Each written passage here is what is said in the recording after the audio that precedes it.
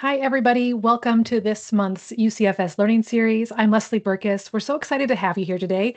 We have something really special, a three-part learning series webinar sponsored by DUDEC, all about wildfire in the urban forest. Of course, in the news a lot lately on the West Coast, we're seeing fires in Europe, something that's on a lot of people's minds. And that is what we want to touch base on here today and over the next two parts of this webinar series. And we want to make sure that it's for folks who don't think of themselves in fire-prone areas. Like myself, I live in the Midwest portion of the United States, not an area that we usually think about wildfire, but with a changing climate, something that we're all needing to think about more. So that's our focus today. We have so much great topic to cover, so many things and details we want to impart to you. So I'm going to do just a quick introduction and then hand it over to our presenters. And we do thank our presenting sponsor, DUDEC. With their help, we are able to produce this wildfire learning series for you. Experts in the field of how we deal with this in an urban forest. So we thank them for being our partners here. And overall, we thank all of our members and sponsors. It's with them that we're able to do more of our work, support more urban foresters from across the globe. So we thank everybody who is a sponsor of this organization, and we thank our members. It's with you that we do this work every single day to make sure that you feel you're most confident in the decisions you make. So a quick introduction on UCFS. Then I'm going to turn this over to Austin and Jeremy. And this is our first part of this webinar series focused on an introduction to urban trees, fire and behavior, and Zone Zero, which I think those on the West Coast know a lot about. Others across the country may have heard this, but don't quite know all the details. So we'll be covering that in more depth. Jeremy and Austin will explain how trees and other fuels can contribute to wildfire spread, pathways for ignition and how vegetation transmits that risk, and then identify high-risk tree structure proximity scenarios and just kind of talk through what that might look like in an urban context. We'll have time for Q&A at the end, and then we will put the CEU forum in the chat at the end as well.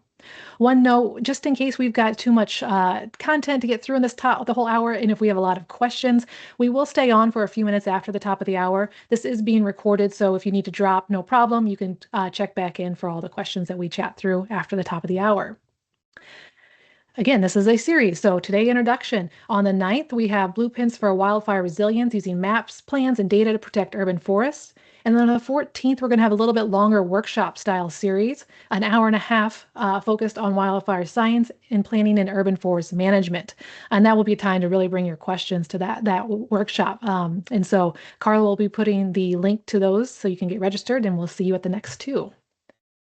It looks like people are already putting their names and where they're from in the chat. It's so great to see where people are joining us from across the globe. I've mentioned that this webinar is being recorded. It's approved for one CEU. That form will go in the chat at the end of this, and we will submit on your behalf. And then as we go through this, please ask questions. Use the chat feature or the Q&A button at the top of your screen. We'll be monitoring that, and then we'll ask questions of Jeremy and Austin at the end. We had so many new folks signing up for this webinar. It was great to see everybody registering. So just if you are new to the Urban and Community Forestry Society, welcome. We're happy to have you here. We are the professional membership home for the people who make or support a daily tree care decision. If you decide who, what, where, when, why, how a tree goes in the ground, comes out of the ground, some decision is made about trees in an urban context, you belong here. We need you to be doing that important work. You're putting valuable infrastructure in a city, and we see that and recognize that, and there's power in being together with your friends and those who do that across the globe because others are doing things differently. You might bring that to your community. It's the network that helps us do our jobs better all the time. And this society also helps speak on your behalf. So we want to raise the profile of urban forestry, which therefore helps you do your job to an even greater extent. So this is a membership society. We really hope that you'll join us if you're not a member. And if you are a member, we love you. Thanks for being with us. If you're not familiar with all our offerings, we have our City Trees publication, a mentorship program, our annual conference coming up in November in St. Louis. Hope to see you there. The Municipal Forestry Institute just opened on Monday, so we'll put links to all this in the chat, but there's a lot of great programming that we're offering for members and friends, and we hope that you'll join us and tap into that knowledge and the expertise that we're able to help provide. So again, you're able to get more trees planted, more trees cared for, and really get that infrastructure cared for in your city. So one more time, if you're not a member, really hope that you'll join us. If you are, thank you so much for being with us. And I want to end right now because I want to get this turned over to Austin and Jeremy because I know we've got a lot of stuff to cover. So I think I'm kicking this over to you, Austin, for an intro. Yeah, that's right. Thank you very much. And Jeremy, if you get our slides going, appreciate that. Well, good morning, and thank you for joining us this morning. We're privileged to be here and excited to be here to share with you about this very important topic. Before we get into the topic, we'll just introduce Dudek real quick. Here at Dudek, we're about 1,000-person strong environmental and engineering firm. We have all sorts of technical disciplines here to kind of complete that whole umbrella of engineering services and environmental services. But today and through our webinar series, you'll be hearing from our urban foresters, wildfire specialists, and arborists to tackle this key issue. On the next slide, Jeremy, I'll just introduce Jeremy and myself. So I'm a fire protection planner here with Dudek. I work on all sorts of projects across the state of California, and we're starting to expand beyond that. We do fire protection planning for development to help the development build to modern codes and just to design a wildfire resilient community that's going to be a great place to live and is going to be safe in the future. We also assess existing communities for wildfire risk, come up with implementation measures to help address that wildfire risk and reduce it. Prior to my time here with Dudek, I was a deputy fire marshal for our fire protection district in Southern California. So that's kind of where my experience base comes from. I managed a defensible space program, a brush inspection program, and had to deal with all sorts of complaints, countless complaints or requests for service or cases to go out to folks' properties and assess their trees and vegetation for compliance with codes or recommendations to be more safe. So that's myself. I'll hand it off to Jeremy now. Thanks, Austin. Good morning, everyone. My name is Jeremy Kahn. I'm a fire prevention planner based in our Oakland, California office. I'm also an ISA certified arborist, so in addition to doing the kind of fire prevention work that Austin does, I often work on arboriculture projects, including on-call arborist projects for cities in the Bay Area, near where I live and work.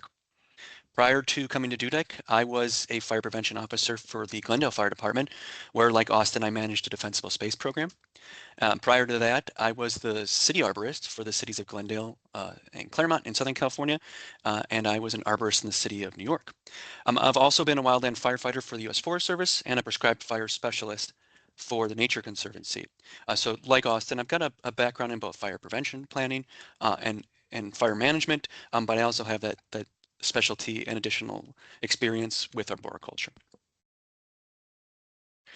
Before we get into this presentation, I did want to kind of talk and define briefly some of the terms we use throughout the presentation. I recognize some of the terms here are going to be California specific, and I'll try to provide either a national or international term just to make it relevant to everyone. But I did want to define these in the beginning of the presentation because we're going to use them throughout. First off, when we talk about defensible space, we are talking about the area around a structure where we maintain the vegetation and combustible materials to improve fire safety and specifically to reduce the risk that the structure ignites during a wildfire.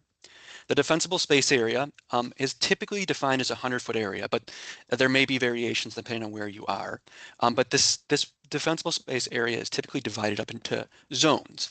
In California, we use numbers, zone 0, 1, and 2, and this is defined as basically like the distance from the structure, with zone 0 being the closest, and zone 2 being the furthest out to that 100-foot, or whatever the specific requirement is. Certain areas a lot of areas use zones, certain areas have different terms. They may say immediate, intermediate, and extended, but the concept is the same, that we take that defensible space area and we divide it up. And these zones are important because they often provide a basis for where we do specific vegetation management recommendations. And then there's two terms that kind of get used back and forth, and I want to define them now. Fire hazard severity zone is California's definition of a state designated or a locally designated area of higher wildfire hazard. And this state or local designation is important because it means that there are certain regulations that are required for fire prevention or wildfire safety that are required within these designated fire hazard severity zones. Again, depending on which state you are or where you are, these might be termed differently, but I did want to make the distinction between a fire hazard severity zone, a state designated zone, and the wildland urban interface, which is more of a general term to describe the area where the developed and the undeveloped meet and wildfire can spread. We've divided this webinar into 4 portions, and Austin and I are going to split going over each portion. Austin will take regulatory background. I will take fire science basics. Austin will return for defensible space, and I'll finish the webinar with addressing fire risk in trees.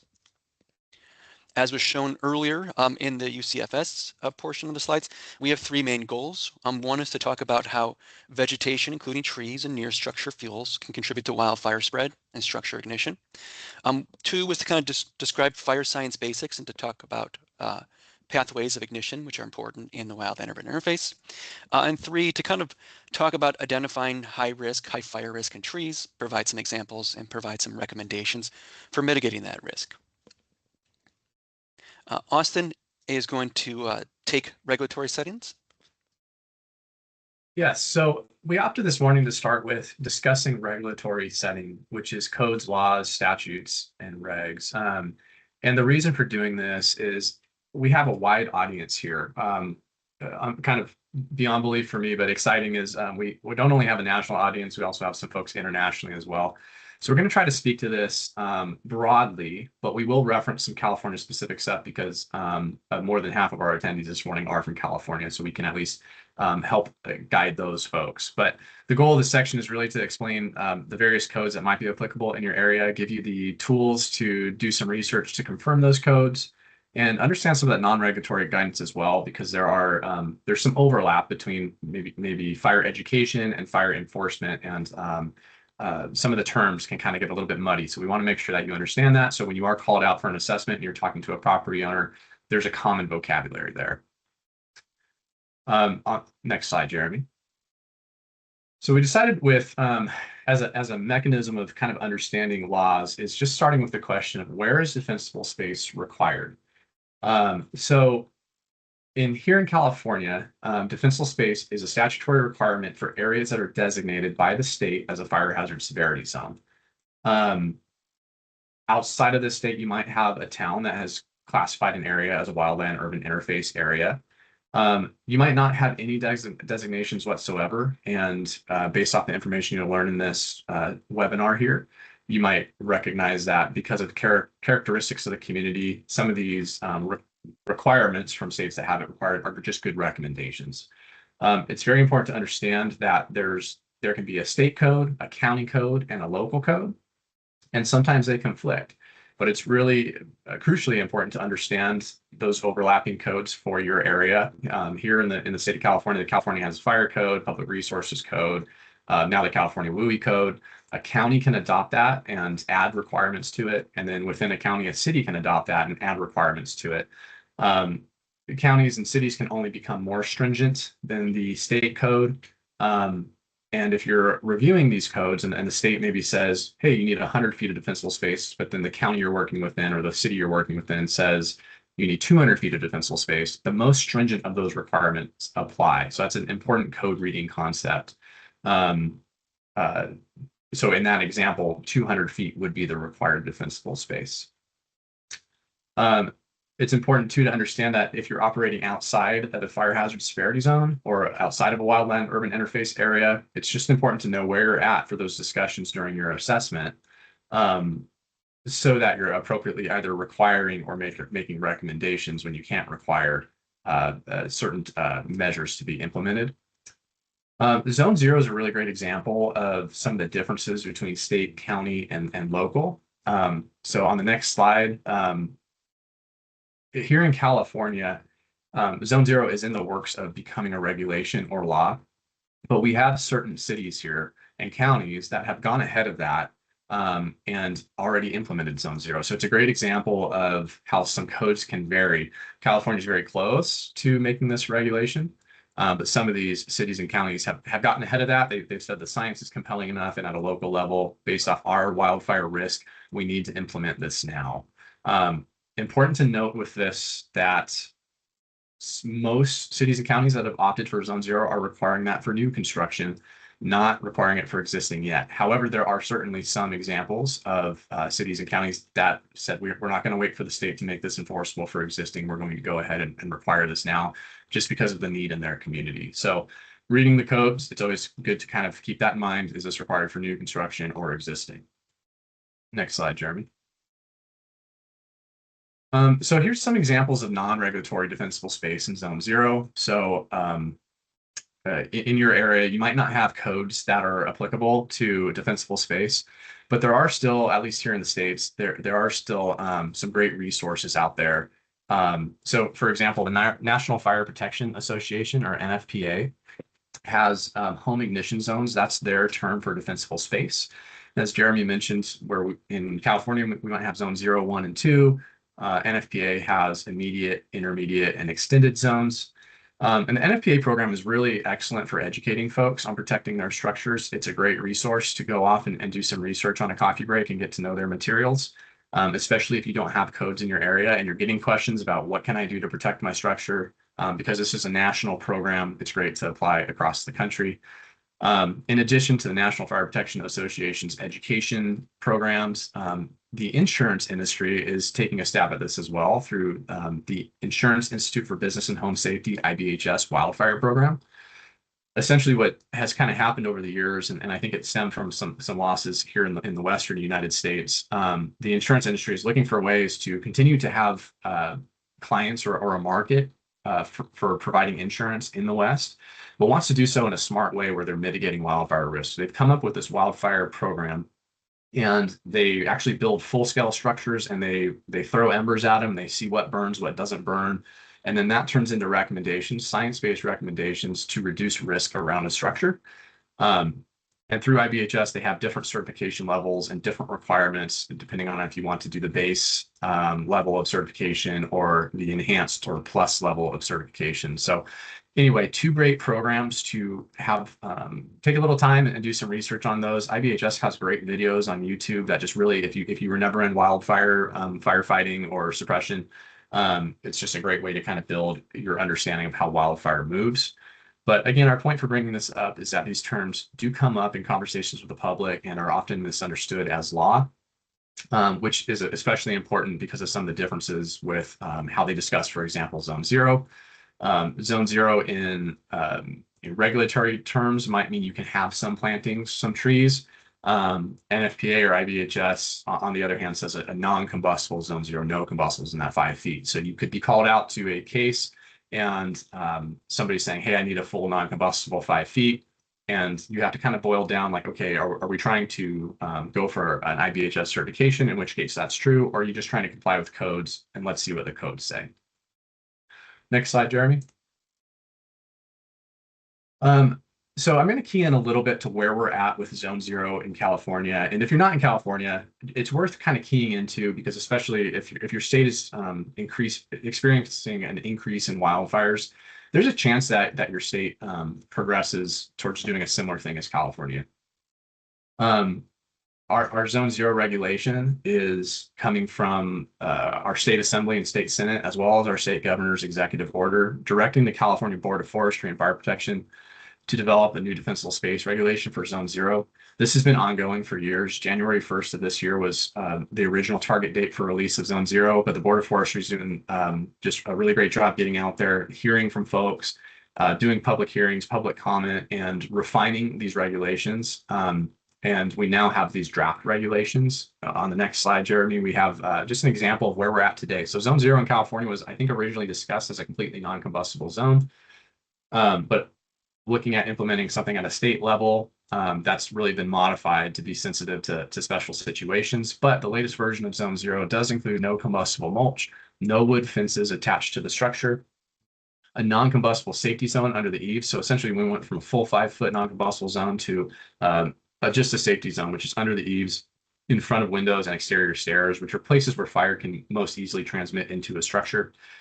We're requiring fire smart, ember resistant landscaping, and then actually some trees are allowed as long as they're well maintained and clear from the roof, which is a misconception or something that the folks on this call are likely to have to work through in the field, understanding these requirements. And then zone 0 will apply in our state's fire hazard severity zones. If you're in the state of California, you might understand that the fire hazard severity zones are for state responsibility areas where CAL FIRE has a fire response obligation, and then we have the local responsibility areas as well. Within either of those 2 classes, there's moderate, high, and very high zones. In the state areas, all 3 zones are required to comply with defensible space, and the local area is just very high. For now, it's anticipated that that will be expanded through future code updates. Next slide there, Jeremy.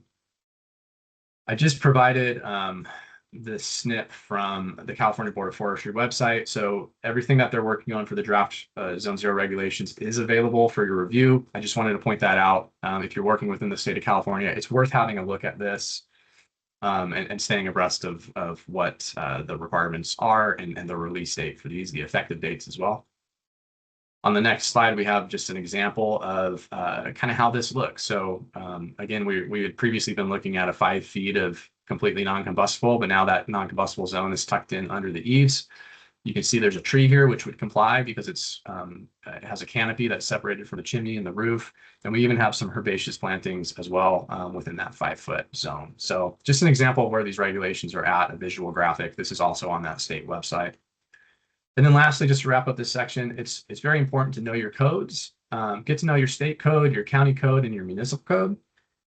And if that, it can be daunting, let's just be honest about that. So one thing that you can definitely do is get to know your local fire folks. Call them up for a meeting, a lunch, a coffee, whatever, and just ask them about their defensible space program, their brush inspection program, and the codes that they're enforcing so that the two of you together can be lockstep and potentially even respond to some of these requests together, which can be really, really helpful because most chances are they're calling you and they're calling the fire department as well. So if you can go out and have a unified message, that's kind of a best practice from my career that I like to share.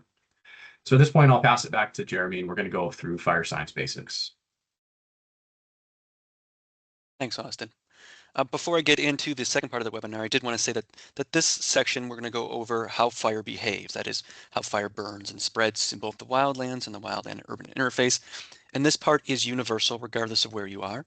And so the intent here is to say, as arborists, as urban forest managers, and as people involved in fire prevention, understanding how fire spreads and how fire behaves is a key to understanding how you can help mitigate fire risk. So first, I want to revisit the term the wildland-urban interface. In part because our understanding of the wildland-urban interface has evolved recently, and unfortunately as a result of destructive fires we've had here in California and elsewhere in the western US. And so on the image on the right, we have a continuum of wildland to urban densities. You know, traditionally we saw the wildland urban interface as sort of being the boxes on the left side of the image. These were the areas where the wildlands met the developed, but that the areas on the right side of the image were not the wildland urban interface because they were separated from these wildland vegetation, these wildland fuels that could spread fire. We now understand that the wildland urban interface includes all the boxes you see in this image. Certainly the images, the boxes on the left side of it are more likely to be impacted by direct flames, that is fire spreading directly to the structure or near the structure, because there is that intermix with the vegetation in the wildlands. But the boxes on the right side of the image are much more likely or are potentially impacted by burning embers, and those are burning bits of combustible material that's lofted ahead of the main fire, and where they can start fires within these areas, even though it's separate from the main body of the fire itself. So with that out of the way, and kind of understanding that the wildland urban interface has grown because our understanding of the wildland urban interface has resulted in it growing, let's talk about how fire behaves. And so the basic concept behind wildfire behavior is the wildfire triangle. And these include the 3 elements of weather, terrain, and fuels, which I'll go into more detail in the following slides. But the idea that certainly was impressed upon me as a firefighter was that all 3 of these legs or sides of the triangle need to be conducive to fire growth, that if one is not conducive to fire growth, then fires don't ignite or burn readily. Let's start with weather.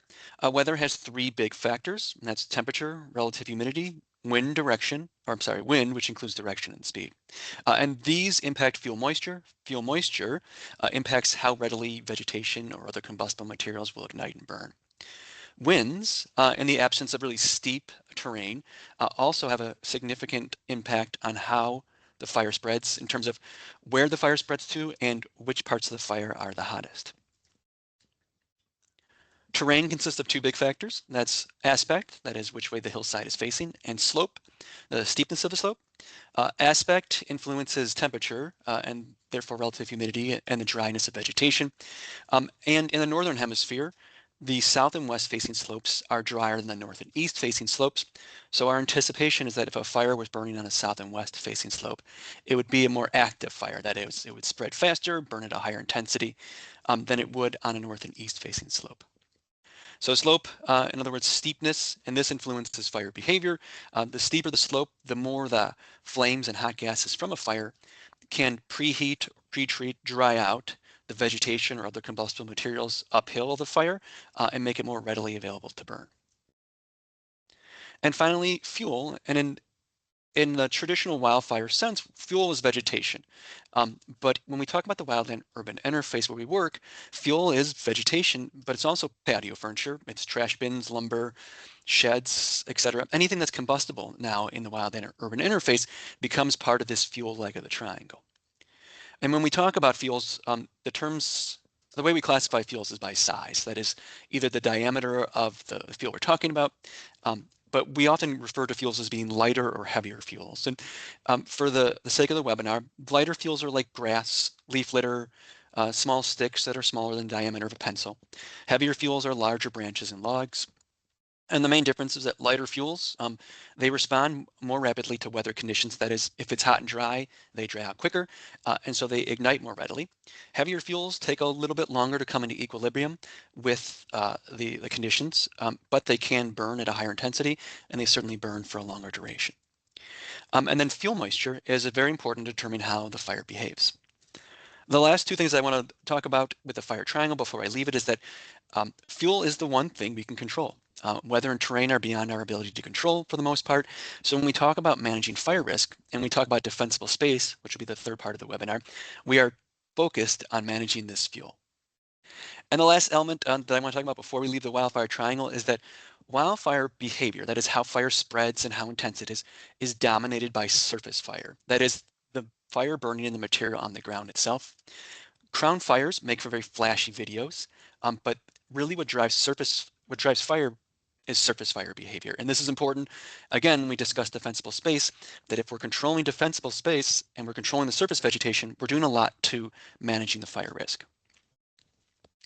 So the wildland-urban interface, as we've been talking about, is a little bit different than the wildlands. In the wildlands, fire more or less has a continuous fuel bed, that is, a hillside covered in vegetation, a grassland to spread through.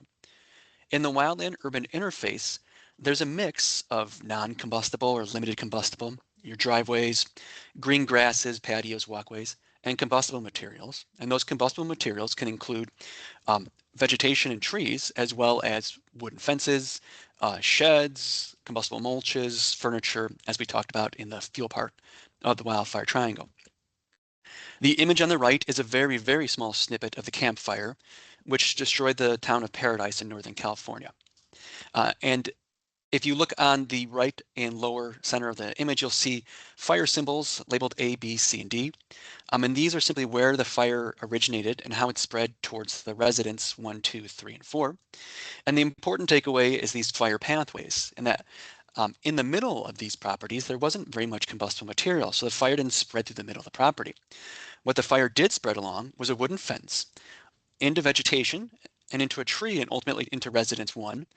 It followed a fence to residence 2. It followed a fence into a shed into residence 3. And for residence 4, ultimately residence 3 was lit on fire because fire spread along a fence and a mulch bed. And that lit residence 4 on fire. So again, the takeaway is that in the wildland-urban interface, fire doesn't behave the same way as it does in the wildland. And we can't simply focus on vegetation, but this also provides us opportunities, which we'll discuss in defensible space, to break up these pathways that aren't just focused on either removing the vegetation or drastically trimming it. Trees fit into fire spread in the wildland-urban interface in that they can form part of these pathways, as we saw in that example from the campfire. And there's 4 ways trees kind of fit into these fire pathways. First, if there's enough vegetation below the tree, the fire can move from the surface up into the crown of the tree. Second, if the tree is close enough to the structure itself, then the tree can serve as a direct conduit from fire to move from the surface up into the tree crown and ultimately in contact with the structure itself. 3, the tree itself may not be the fire risk or it may be distant from the structure, but the litter that's coming off the tree pine needles or leaves may collect on the roof, in the gutters, or around the house, and actually make its own pathway for fire to spread to the structure itself.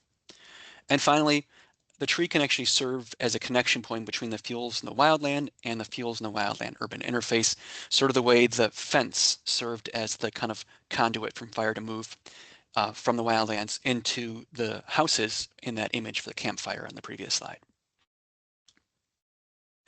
And then finally, before I pass this back to Austin for the discussion on defensible space, I did want to draw the connection between fire science basics and fire behavior and defensible space. As I said during the discussion about the wildfire triangle, we can impact fuel. Fuel is the one part of the triangle we can impact, and that fire is driven a lot by surface fire or surface vegetation. So our focus in managing fire pathways and managing fire behavior should be an emphasis on reducing the overall volume of fuel and vegetation near the structure or combustible materials in the structure, to breaking up those pathways that allow fire to spread from the wildland to the structure, and to keep the fire on the ground itself so that the intensity remains lower. Austin will discuss defensible space for the third part of the webinar. Excellent. So yeah, just as Jeremy has kind of teed up, fire moves very logically across the landscape. It needs to preheat a fuel. It needs to ignite that fuel in order to progress. And we can identify those fire pathways and break them up. And the principles and components of defensible space just are intended to do that. So let's kind of go through those. We go to the next slide. Defensible space is the area where flammable material is removed or reduced to help protect people, homes, and communities from wildfire, according to CAL FIRE. It's also a spot that firefighters can leverage to put up a defensible action, a suppression action to protect structures, which has to be, safe for them to do that. This graphic here, I'm going to kind of walk through it, and I wanted to point out that a lot of folks will think about zone 0 as like maybe around a community, but it's actually from each structure measured outwards. That's kind of a misconception that I think we've pretty much worked through as an industry, but was out there, maybe 10 years ago. So each home that you're assessing or reviewing has to have defensible space. Zone 0, also called ember resistant zone, also called immediate zone, is the first 5 feet around the home. Getting closer to the open space, then you have zone 1, which can be 5 to 30 feet, 5 to 50 feet, but is generally that intermediate area. And then lastly, we have our zone 2, which is uphill or downhill looking at this community. And the goal is, while we just talked about the structures measured outwards, let's talk about it backwards. So from the open space where you have large unmaintained fuels that are conducive to wildfire spread, what we're trying to do is gradually reduce those like a decrescendo in music. So the unmaintained fuels, we move into zone 2 and we're thinning our fuels. And you can see in this graphic how our flame lengths, which went from 84 feet, would be dropped down to 40 feet. And then from our zone 2, which is thinned, we go into zone 1, which is irrigated, and that drops our flame lengths from 40 feet to 5 feet. And you can see how if you're a wildland firefighter trying to protect these structures, you'd much rather be up against a 5-foot flame than a 40-foot flame. Also, a 5-foot flame has minimal heat capacity to ignite the structures, especially built to modern codes. And then lastly, as the fire gets closer to your home, you would have that 5-foot ember resistant and non-combustible zone. Next slide, please, Jeremy. We've already discussed zone 0, I think, in pretty good detail. But again, just to point out that whether this is required by code or just a recommendation in your area, it's the area closest to the structure and measures 5 feet outwards. Zone 0 has gained a lot of support from the science community because it's critical to protect homes from ember-driven wildfires. On our next slide here, we have a video from the Insurance Institute of Business and Home Safety. So earlier I said they build these big warehouses with huge fans and they blow embers at things to see what happens. Jeremy's going to play this video very quickly here. And I do highly recommend looking at some of these videos on YouTube. But in this video, you'll be able to see how embers contact the outside of the structure, drop down, and if there's fuels that are available, vegetation or combustible mulch at the foot of this wall, they can ignite. And as this video progresses, you can actually see there's some of the mulch igniting there. You'll start to see some of the bushes ignite. And so again, the way fire is moving is very logical. These embers, which have a certain amount of thermal capacity and heat production, can catch some of our finer fuels. Those finer fuels can catch our shrubs. The shrubs can melt the windows and burn into the structure. So again, just by eliminating fuels within that 5 feet, we're able to eliminate a lot of this fire transmission. That's all we're going to show this video, but highly worth looking for during your time, especially if you are dealing with a lot of wildfire in your community. On the next slide, just some information about zone 1 or the intermediate zone. Again, this is, as the fire is burning in, it's getting closer, and we're trying to really drop that fire behavior. A lot of places, this is 5 to 30 feet. Some folks like the County of San Diego go 5 to 50 feet. But zone 1 makes a buffer between the structure and extreme fire behavior. It includes generally low growing plants, well-spaced shrubs and trees, trying to break up fuel continuity and fire pathways. So if you have a line of shrubs, it can burn that line of shrubs. If you have back-to-back wood fences, it can burn those back-to-back wood fences. But if we remove those things, separate those things adequately, fire won't be able to jump from one to the next. Generally, this area is irrigated and well maintained. You'll see in like a housing tract, this is people's backyards generally, and it's not the big hillside behind the HOA. On the next slide, we have zone 2 requirements. This is that extended zone where we're really just trying to reduce the fuel volume and reduce the chance for extreme fire behavior and keep that fire on the surface and not up in our trees. So some of these requirements, again, depending on if there are requirements or recommendations, can vary a little bit. But really, the whole point of this is to remove pathways for fire to spread into the tree crowns, prevent direct flame contact with the structure. And you can go to the next slide on this, Jeremy, and provide a buffer between the structure and unmanaged vegetation. So again, it really ties back to fire pathways. That's why Jeremy was talking about those before we got into defensible space. We should always be thinking about how will fire want to move into this property and into this lot, and what can we do to separate things out to make that less likely. I'll kick it back to you, Jeremy. Thanks, Austin. For the last part of the presentation, we'll focus in on addressing fire risk in trees. And before I kind of go into this part, I did want to point out that you all on the call, you are the tree experts. I have been a city arborist, and I've been a city arborist in cities that had high fire risk areas, and I've certainly had my share of complaints or tree permit applications where the reason given was a fire hazard, but there wasn't any kind of justification or background or information given. It was simply that the person lived in a location they felt was a fire risk, and they were told either by an insurance company or they figured it out themselves, and they said, well, it's a fire hazard. And I wanted to basically take a minute on this slide and say, well, we're the tree experts. We understand how trees grow. We understand certainly how much moisture a live, healthy tree has. And so we're in an excellent position to offer guidance back to the fire department and the property owners when there's a concern about fire risk, and be able to kind of, especially based on what we've talked about in this presentation with the fire science basics and the defensible space requirements, look at it in a more bigger picture and say, what's the intent? What are we trying to do when we do defensible space in the property? And how does this tree play a role in that? And that not to get focused on a specific recommendation or a specific, if it's a requirement, it's a requirement, but not to get focused particularly on tree removal, certainly if there are better options available. So let's start with talking about how do we identify fire risk in tree, because being able to see and understand that fire risk is a key element to be able to sort of offer mitigation strategies. I really like TRAC. I really like the tree risk assessor qualification because I like the methodology. And what I really like about the methodology is it tells the arborist to not focus on the defect. It says you should identify the defects, but you should also look at the environment the tree's in and the targets.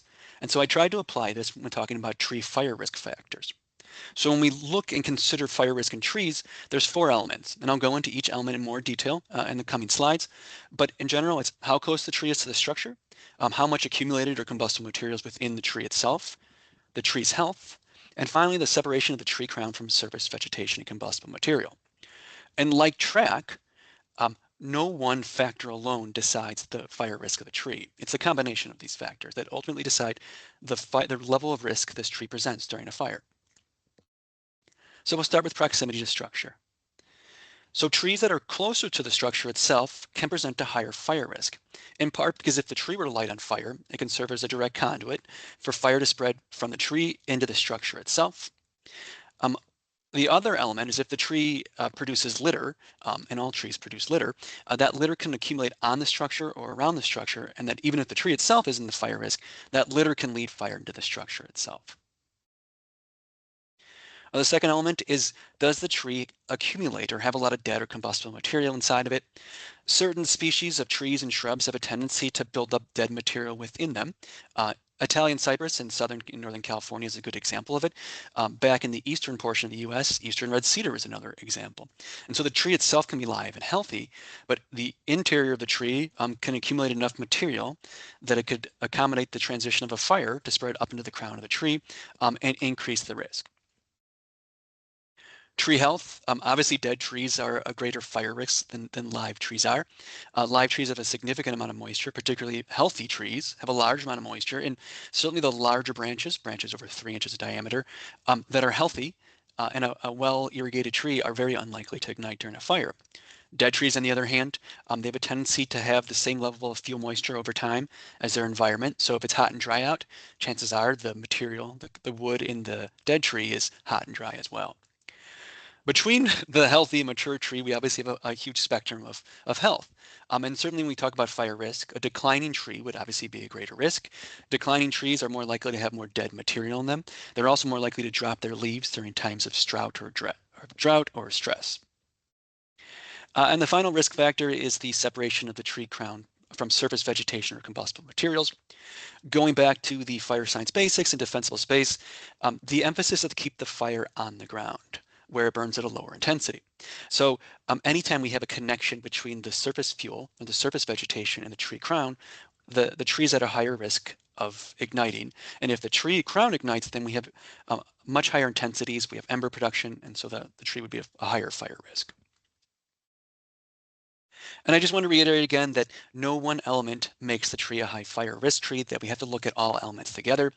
I use this image on the right because it's a really good example of a tree that's highly likely to ignite during a wildfire. It's on a hillside. It's got ample cured grass below it, as well as other dead and dying trees nearby. However, you can see this nowhere near a structure, so this tree really wouldn't be a risk to another structure nearby. So now that we know a little bit about how to identify fire risk in trees, let's talk about how we mitigate that risk.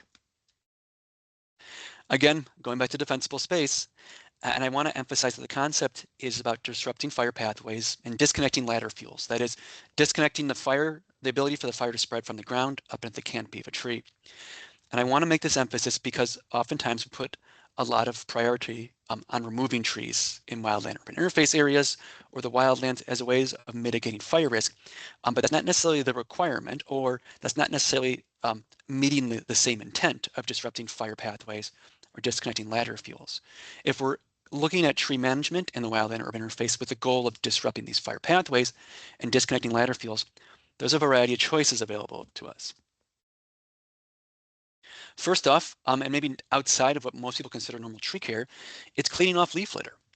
Leaf litter that accumulates near the structure, and particularly on the roof and in the gutters, is a risk that the fire can spread into the structure itself. Certainly burning embers can land on that leaf litter and spread fire across the roof or into the structure. They can also, if it's the leaf litter is accumulated on the ground, allow fire to spread from the wildlands directly to the structure itself. So this is related to tree care, but not on the tree itself. Cleaning off accumulated dead and branches, dead leaves and needles is a key part of reducing fire risk. The second is fuel management. And this is separate from like tree trimming or pruning, which I'll cover in the next slide. And that is, what do we have below the tree itself? If there are combustible materials, furniture, lumber piles, firewood piles beneath the tree, managing this combustible material beneath the tree helps us reduce the risk that the fire can spread up into the crown. The same goes for surface vegetation. So if we have a large amount of woody shrubs or tall grass beneath the tree, that can spread a higher intensity fire to the tree and potentially up into the crown of the tree than it would if we have like maintained or mowed grass beneath the tree. Now let's actually focus on the tree itself. When we're talking about pruning trees, particularly trees that are close to the structure, trees that are in zone 1 or zone 0, we should look at pruning back tree branches from the roof, pruning back tree branches that extend underneath the eaves. And if you're not familiar with the term eave, the eave is the portion of the roof that extends beyond the exterior wall. So we don't want tree branches growing beneath the eaves of a roof, and we want to have at least 5 feet of separation between the tree branches and the surface of the roof. And if we're dealing with a chimney or another outlet, we want at least 10 feet of separation between the tree branches and the outlet. We want to remove dead branches. with an emphasis on large clusters of dead branches, especially those that are holding onto their needles or leaves. And we also want to focus on removing larger dead branches, say over 2 inches in diameter, because these can ignite, burn, and fall onto the roof and continue to burn on the surface of the roof itself. And then along with the lines of kind of disconnecting the tree crown from the surface vegetation so fire can't spread up into the tree crown, we want to trim the lower branches off the tree so there's adequate space between the tree's crown, the lower portion of the tree crown, and surface vegetation or surface combustible materials. So this slide, I was originally had this titled as removal, but I'd want to make sure the emphasis that removal isn't the only option we have available to ourselves, and that we should focus again on spacing. We certainly should put an emphasis on removing dead trees. Dead trees within 100 feet of the structure represent a unique fire risk. So I did want to say that although they have significant wildlife value, dead trees should be removed from within that 100-foot or that defensible space area. If we are going to do removal, we should look to remove small suppressed trees that are growing beneath the drip line of a healthy, larger tree. And again, that's the idea of disconnecting that fuel from the crown of the tree to the surface. And if we're going to look about doing spacing, and ideally we want some separation in the wildland urban interface between tree crowns, the minimum should be about 10 feet between tree crowns. We want to do that either by pruning or if we have to, removing mature trees. If we're going to remove mature trees, the emphasis should be on the less healthy declining trees. And then if you're in areas, mountainous or hilly areas, the spacing needs to be increased depending on the slope itself. So the steeper the slopes, the more space between trees you should give. I did forget to say in the previous slide that if we're pruning a tree for separation between the lower branches and surface vegetation, the minimum we should go for is at least 6 feet, but we should modify that based on what we know about the tree characteristics and whether or not we're on a hillside. And for new trees, when we're planting new trees within the wild and urban interface, we should not plant new trees within 10 feet of a structure. This is now a requirement in California. This is not a requirement elsewhere, but it's probably a good policy for a lot of reasons. In addition, if the tree is going to grow and it's within 10 feet of the structure, it's more likely to be depositing its leaf litter near the structure. And it's more likely to require trimming in the future to kind of provide that clearance we talked about 2 slides ago. Wherever we put the tree within the defensible space area, we should consider the size of the tree at maturity. That is, how close will it be to adjacent trees? What will vegetation be like beneath the tree or combustible materials? And how that might influence fire spread across the property or up into the crown of the tree. And then we should choose fire-smart tree species. Fire-smart is a California term, but the idea is that we're looking for tree species that have characteristics that reduce the risk of the tree igniting during wildfire. And that would be not containing volatile resins or oils, being drought tolerant, and not producing excessive amounts of leaf litter. However, this is not an endorsement to remove trees based on species alone. We can have a variety of healthy mature trees in the wild and urban interface. Trees that don't have fire smart characteristics simply have different risk factors and maybe require more maintenance than trees that do have fire smart characteristics. Finally, if you're fortunate enough to be able to provide input or write your municipality or agency's urban forest management plan, this is an excellent time if you have wildland urban interface areas to assess wildfire risk associated with the trees in your urban forest and provide specific recommendations for the wildland urban interface. And these can be separate recommendations for pruning trees in the wildland urban interface, recommendations for tree planting and tree spacing, tree species guides, as well as providing guidance or recommendations for updating regulations regarding tree removal permits. So I'm going to wrap up the webinar with a conclusion, and then I'm going to touch upon the coming presentations, and then I believe we'll be all finished, and we'll open it up to questions. So understanding fire risk is key to fire risk reduction. We talked about fire behavior, what drives fire across the landscape, how fire in the wildland urban interface moves along pathways as opposed to just continuously across the landscape.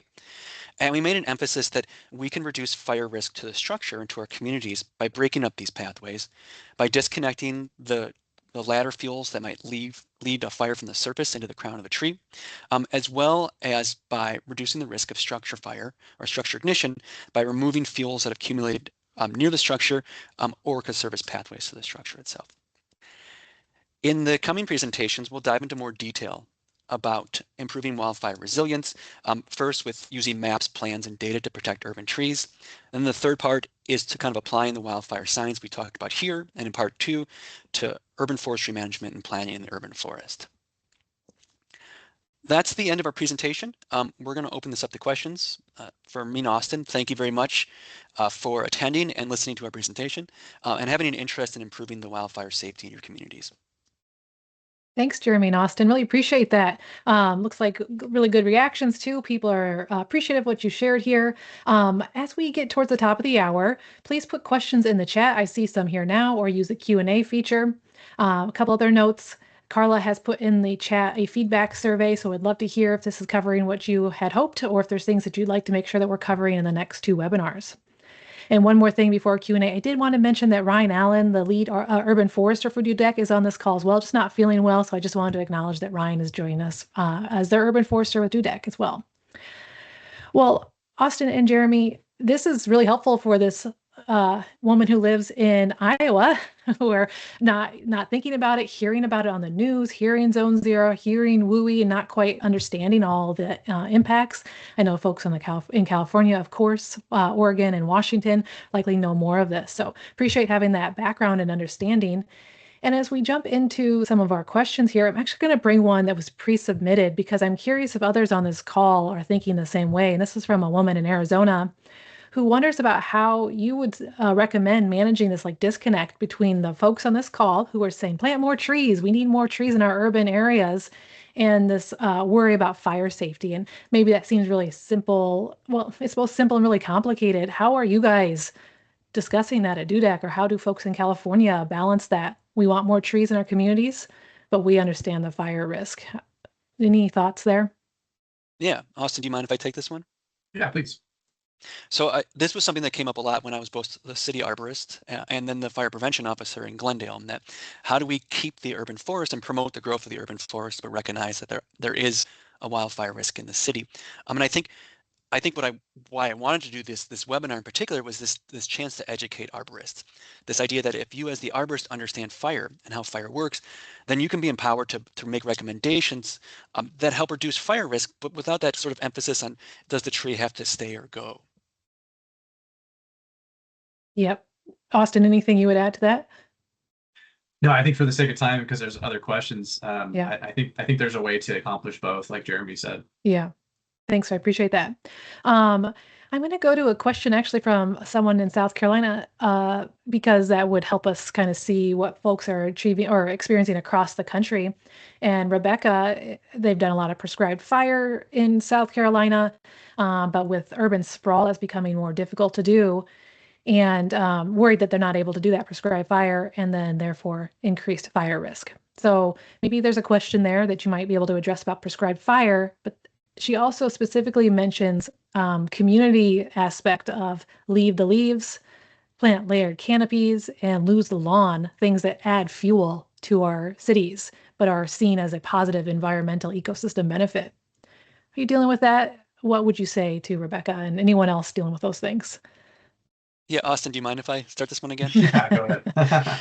So I'm fortunate that I get to do both arboriculture and fire prevention planning, and we do see this conflict. And again, not to get the same answer as before, but what I found that is that we'll often have a arborist who's in a silo and kind of using their local ordinance or local recommendations, and the fire department who's in a separate silo, and they're pushing fire prevention. And then if we can think about the example I would use be like tree removal permits, we often have a conflict between what the arborist thinks is a tree that should be preserved and what the fire department might think. So again, I would say educating yourself as the arborist, as a forester, as a fire prevention manager, because the more you understand about how fire behaves, in addition to what you already know about trees, the more you can provide recommendations to sort of meet the middle grounds. And you can be that person who sort of understands how both fire works and how trees grow. I appreciate that. I mean, that's kind of classic, right? For us, that we're all working in our area, not talking to the others, not understanding what they're dealing with. So that's helpful to hear. Austin, anything you would add? Yeah, I would just say actually understanding a realistic worst case fire for your particular area is a great way to actually understand what risk reduction measures would be effective. As we're talking about different parts of our country, In the Tahoe area of California, where we have a certain wildfire environment, it can be very different from South Carolina or Iowa or something. So really defining what that risk is, what's our ember production, what's our actual fire pathways, and then with that in mind, we could probably dial in the risk reduction measures to kind of meet both objectives. So, it's again, just tying it back to the fire pathways and, acknowledging that there's differences in fire behavior across our different fire regimes across the country. Thanks. Well, we're at the top of the hour. We're going to stay on just a few more minutes. If you need to drop off, this is being recorded and you can watch the last few minutes in the Q&A on your own time. I did want to note that Carla has put the CEU link in the chat. So if your Seeking Eyes say CEUs, fill that out with your information. We'll submit on your behalf. I saw a Q&A question and you answered it, Austin. So that was answered specifically, but I wanted to call it out here. It was about wood chips and irrigating those to keep down the combustible material, but being at conflict with, in California's case, water efficient landscapes. I saw someone here from New Mexico, or Colorado. I know other states dealing with water shortages. Could you answer that question here with folks? How do we deal with those wood chips, irrigating them to keep down that combustible material, and how does that work with water efficient landscaping? Right. So it's important to acknowledge that the 5 foot non-combustibles or the non-combustible mulch is just in the 5 foot zone. So obviously wood chips are great for maintaining moisture in our trees, but within that 5 feet, as far as the state of California is concerned, any combustible mulch, whether that's wood chips, rubber, whatever, is all considered combustible and it's just not allowed. Yeah, so I mean, hopefully in a lot of cases your trees are more than 5 feet away, in which case combustible mulch is fine. Okay. And what about wood chip piles in a city where they'll be storing wood chips? Is that an issue that urban foresters are thinking through? It hasn't come up. I mean, most of the wood chip piles that I'm familiar with the cities I've worked in are in a park, and they're very remote from any structures, so that even if they were to ignite during a fire, it wouldn't be a significant concern. Obviously, Okay. if we had wood chip piles close to the structure, that would be a different story. Right. Okay. And there's a separate fire code section for like bulk materials, which I think would pretty well regulate those situations. Okay. How about any work with prairies? Christina asked this for prairies in the summer when above ground plant material is dry and acts as fuel. What is the benefit of the root system holding water, or is water and root insignificant in the face of wildfire? So more tall grass prairie area or shrubland. Do you have any comments on that? Yeah. So in our experience, and of course, we're familiar with fire in the West, and in our soils, certainly by this time of year, definitely are very dry, and we don't get summer moisture. So like we don't get any kind of summer thunderstorms where I am. And so the soil is extremely dry, and we don't have this issue where even though the grass is cured, there might be moisture in the soil. I would say that whenever the fuels themselves, like grasslands or prairie, have fully cured, then they're very responsive to what the weather is. So even if it's rained recently, if the grass is cured and it's low humidity and high temperatures, then that above ground portion of the vegetation is going to come into equilibrium with what the temperature and humidity in the air is relatively quickly. So I would say, like, even if there is moisture in the ground, if it's the summer, if it's hot and dry out, then yes, those prairies can still be a fire risk. Another example, Jeremy, of you telling us understand how fire works and therefore how it works with prairie too. I think one last question before we wrap for today, because this is one that I think a lot of urban foresters would be dealing with. And Aaron asked or comments about conflict on new development of taller buildings and the need for fire equipment access and how that would apply to new tree planting. So they're being asked, this is often an ask to have new, let me get this right here. I think just large frontages, and if you're going to have tree planting in the right of way in front of large frontage, get equipment in. How would an urban forester manage that? Yeah, well, I think I'll start with that, Jeremy, just to explain the code background. For our larger fire apparatus, like the hook and ladder trucks that are going to have an aerial apparatus, code requirements generally require unobstructed access. This should be kind of handled at the development and plan review stage where we can do a ladder angle analysis. A tiller ladder is 8 feet off the ground to start with. And so a lot of times you can go over certain trees and that's fine. But it really comes down to like at that plan check level, doing a ladder angle analysis, and the local fire prevention staff or building officials should be evaluating that to make sure that won't eventually become a problem as the trees reach maturity. If for some reason those are allowed to be planted and you're approaching this later down the line, there are typically workarounds where you can do an access point, and so you don't have to eliminate all the trees on a frontage. With the approval of that local fire authority, you might be able to do, hey, we have access to the roof here. It's a contiguous roof service, so we can get our crews, our personnel up there. From this point, we're going to maybe placard it as fire apparatus access point, and therefore not have to impact those trees. So that's some of the ways we've seen this as we work with development and also existing communities. That's helpful. Jeremy, anything you'd add? No, thank you. One last question here, and then we will wrap. Corey Bassett is asking, what is enforcement looking like so far on private lands in compliance with Zone 0? Or is California seeing the compliance that's needed? Austin, do you mind if I start that? Yeah, go ahead.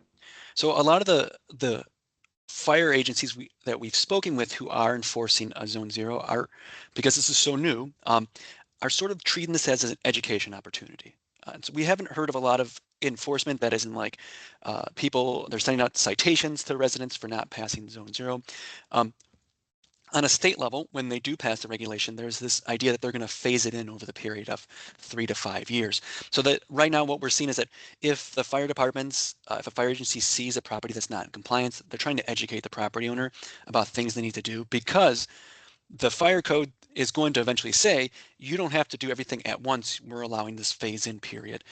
The fire officials, both locally and state, recognize that what they're asking for in Zone 0 can be time-consuming and can be quite expensive if we're talking about replacing fences, if we're talking about pulling out vegetation that's like up against the structure itself. Okay. Well, thanks for all that great information. We'll wrap it here. Thanks to everyone who's joined us today. Hope that you've signed up for the next 2 webinars. We'll dive into more of these questions, cover what we might not have gotten here at this time. And then when you fill out the form, let us know what we should make sure we're covering at our next 2 webinars. So with that, we'll say goodbye and hope to see you next time. Thanks, everybody.